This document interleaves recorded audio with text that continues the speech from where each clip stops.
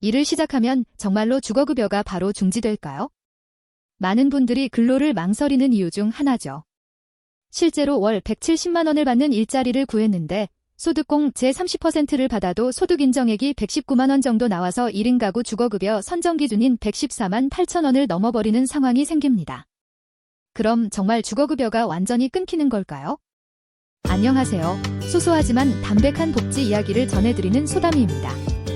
오늘은 근로를 시작할 때 주거급여가 어떻게 변하는지, 그리고 언제 중지되고 언제 자기부담분만 생기는지에 대해 알아보겠어요. 많은 분들이 일을 하고 싶어도 급여가 끊길까 봐 망설이시는데 정확한 기준을 알면 현명한 선택을 하실 수 있을 거예요. 이런 정보가 도움이 되신다면 좋아요와 구독 눌러주시면 감사하겠습니다. 먼저 2025년 기준으로 주거급여 선정 기준부터 살펴볼게요.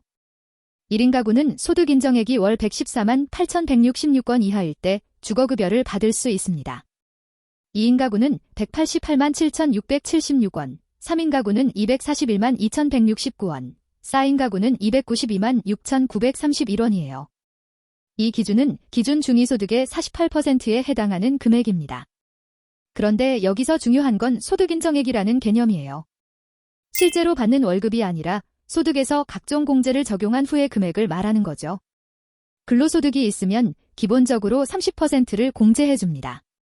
그래서 170만 원을 받으면 30%인 51만 원을 빼고 119만 원이 소득 인정액이 되는 거예요. 하지만 모든 소득을 단순히 30% 공제하는 건 아니에요. 몇 가지 특별한 공제 혜택이 있습니다. 29세 이하 청년이거나 대학생인 경우에는 40만 원을 먼저 공제하고 나머지 금액에서 30%를 추가로 공제해줘요. 65세 이상 노인이나 등록장애인, 북한 이탈 주민은 20만 원을 먼저 공제하고 나머지에서 30%를 공제받습니다. 특히 자립준비 청년이나 24세 이하 청소년한 부모의 경우에는 60만 원을 먼저 공제하고 나머지에서 30%를 추가로 공제해주니까 상당히 유리하죠. 만약 29세 이하 청년이 170만 원을 받는다면 먼저 40만 원을 빼고 130만 원에서 30%인 39만 원을 추가로 빼서 소득 인정액이 91만 원이 됩니다. 이 경우에는 주거급여 선정 기준 이하라서 계속 받을 수 있어요. 그럼 이제 핵심적인 부분을 설명해 드릴게요. 소득이 있을 때 주거급여는 두 가지 상황으로 나뉩니다. 첫 번째는 소득 인정액이 생계급여 선정 기준 이하인 경우예요. 1인 가구 기준으로 76만 5,444원 이하라면 주거급여를 전액 지원받습니다. 이 경우에는 근로로 인한 불이익이 전혀 없어요. 두 번째는 소득 인정액이 생계급여 선정 기준은 넘지만 주거급여 선정 기준 이하인 경우입니다. 이때는 자기부담분이 생겨요. 자기부담분은 소득 인정액에서 생계급여 선정 기준을 뺀 금액의 30%예요. 구체적인 예를 들어볼게요. 이소담 씨가 1인 가구이고 월 120만 원의 근로소득이 있다고 해봅시다. 30% 공제를 받으면 소득 인정액이 84만 원이 됩니다. 이는 생계급여 선정 기준인 76만 5천 원을 넘지만 주거급여 선정 기준인 114만 8천 원보다는 낮아요. 이 경우 자기부담분은 84만 원에서 76만 5천 원을 뺀 7만 5천 원의 30%인 2만 2,500원입니다. 만약 실제 집세가 월 30만 원이라면 30만 원에서 2만 2,500원을 뺀 27만 7,500원을 주거급여로 받게 되는 거죠. 그런데 소득 인정액이 주거급여 선정 기준을 넘어버리면 아예 수급 자격을 잃게 됩니다. 처음 질문으로 돌아가서 170만 원 소득에 30% 공제를 받아 119만 원이 소득 인정액이라면 이는 114만 8천 원을 넘어서기 때문에 주거급여가 완전히 중지되는 거예요. 여기서 주거급여의 지급 방식도 알아두시면 좋을 것 같아요. 주거급여는 실제 내는 집세와 기준 임대료 중 낮은 금액을 기준으로 계산됩니다. 예를 들어 서울 1인 가구의 기준 임대료는 월 35만 2천 원인데 실제 집세가 40만 원이라면 35만 2천 원을 기준으로 계산하는 거예요. 반대로 실제 집세가 30만 원이라면 30만 원을 기준으로 하고요. 이런 상황에서는 담당 공무원이 전화로 수급 중지를 통보하게 됩니다. 원칙적으로 소득이 선정 기준을 초과하면 그달부터 수급이 중지돼요. 하지만 다행히 일이 끝나면 다시 주거급여를 신청할 수 있습니다.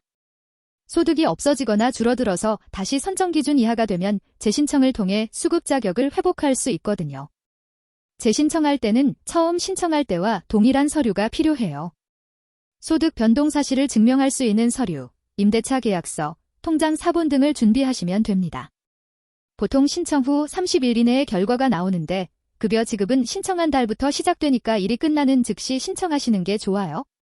실제로 많은 분들이 이런 상황에서 고민을 하시는데요. 일을 하면서 얻는 소득과 주거급여 중지로 인한 손실을 비교해봐야 해요. 예를 들어 주거급여로 월 20만 원을 받고 있었는데 170만 원 일자리를 구했다면 주거급여는 잃지만 전체적으로는 소득이 훨씬 늘어나는 거죠. 또 하나 고려해야 할 점은 다른 급여와의 연관성이에요. 주거급여만 받고 있던 분이라면 큰 문제 없지만 생계급여나 의료급여도 함께 받고 있었다면 이 부분도 영향을 받을 수 있어요. 생계급여 선정 기준은 1인 가구 기준 76만 5천 원이니까 더 빨리 기준을 넘어서게 되거든요. 다만 의료급여는 기준이 40%라서 95만 6천 원까지는 유지할 수 있어요. 여기서 중요한 건 정확한 소득 계산이에요.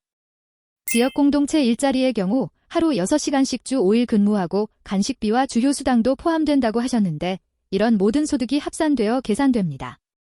그래서 정확한 월 소득액을 먼저 파악하는 게 중요해요. 만약 소득이 애매하게 기준선 근처라면 몇 가지 방법을 고려해 볼 수 있어요. 근무 시간을 조금 줄이거나 아니면 잠시 수급을 중단하고 일을 해보는 것도 방법이에요. 특히 단기 일자리라면 일이 끝나고 다시 신청하는 게 나을 수도 있거든요. 제가 이런 상담을 많이 해보면서 느끼는 건 무조건 급여를 유지하려고 근로를 포기하는 것보다는 장기적인 관점에서 생각해 보시는 게 좋다는 거예요. 근로를 통해 경력을 쌓고 자립 기반을 만드는 것도 중요하니까요. 다만 주거급여 중지 기간 동안의 주거비 부담을 미리 준비하시는 건 필수예요. 갑자기 월세나 관리비를 전액 본인이 부담해야 하니까 이 부분에 대한 계획을 세워두셔야 해요.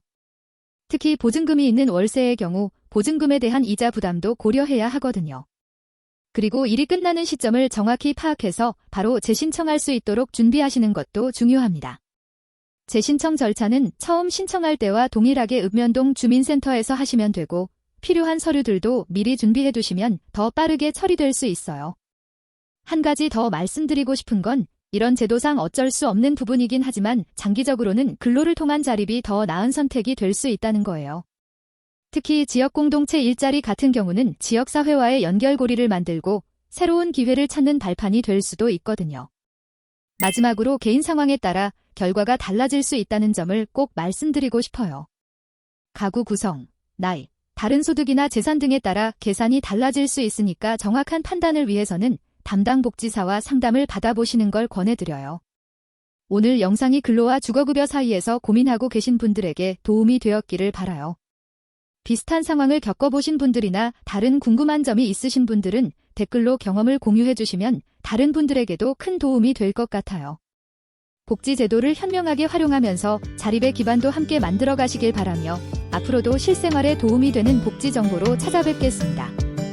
구독과 좋아요도 눌러주시면 더 많은 분들에게 유용한 정보를 전할 수 있어요. 소담이었습니다. 감사합니다.